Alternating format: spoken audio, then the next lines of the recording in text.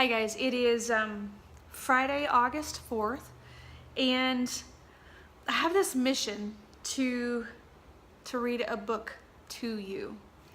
And the reason I want to read the book to you is I believe that it's a life-changing book for Christians, for Christ followers. And now, someone who doesn't follow Christ, it may be a really crazy book, but this book, 2 years ago, I read it, and it rocked my world.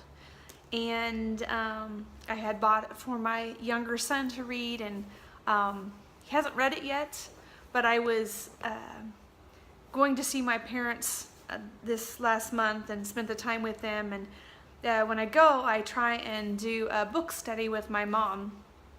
And the book that I had bought my younger son fell out of something I was cleaning in his closet.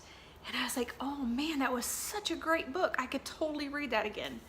And so I took it and took the book, the copy that I had read with me, and my mom and I read this together.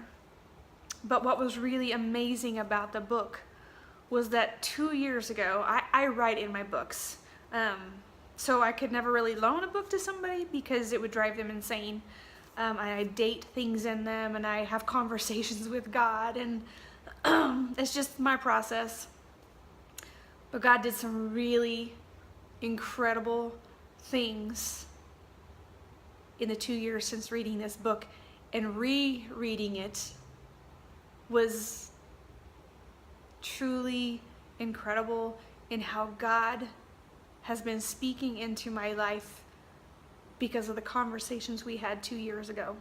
And so what I'm gonna do is I'm gonna read the book to you in chapters. So you know what, there may be only one person who reads this, but the other reason I want to read it, there's a lot of people out there who have a difficult time reading and concentrating on reading. They're more auditory learners. And the fact of the matter is, God has commanded us, to be disciple makers. And this book is a disciple making book. It's for the person who wants to go to the next level. And I believe that God is raising up warriors. And I believe that God has stirred people's hearts to something more than what they've been to.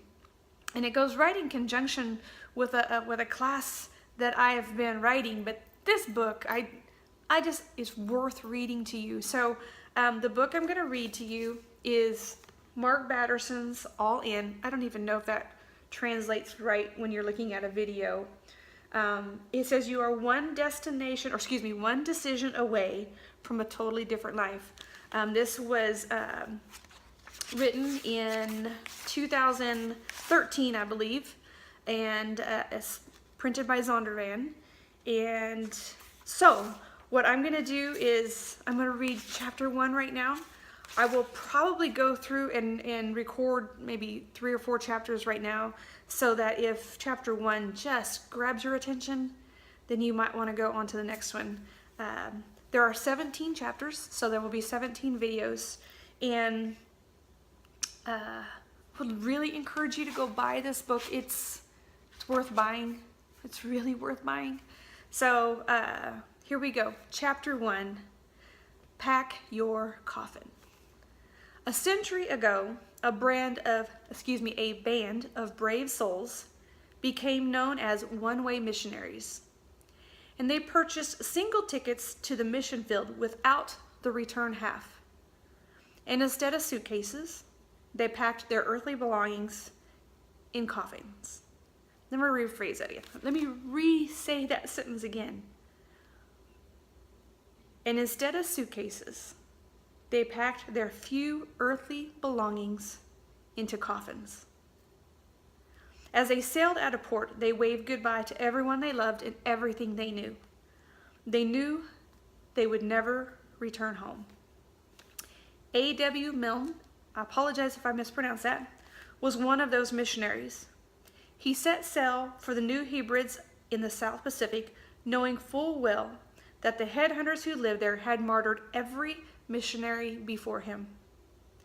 Milne did not fear for his life because he had already died to himself. His coffin was packed.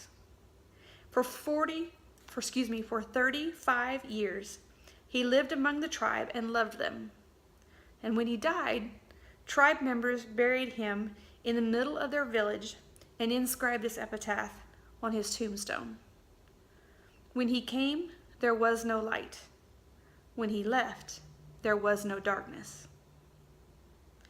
When did we start believing that God wants to send us to safe places to do easy things? That faithfulness is holding the fort.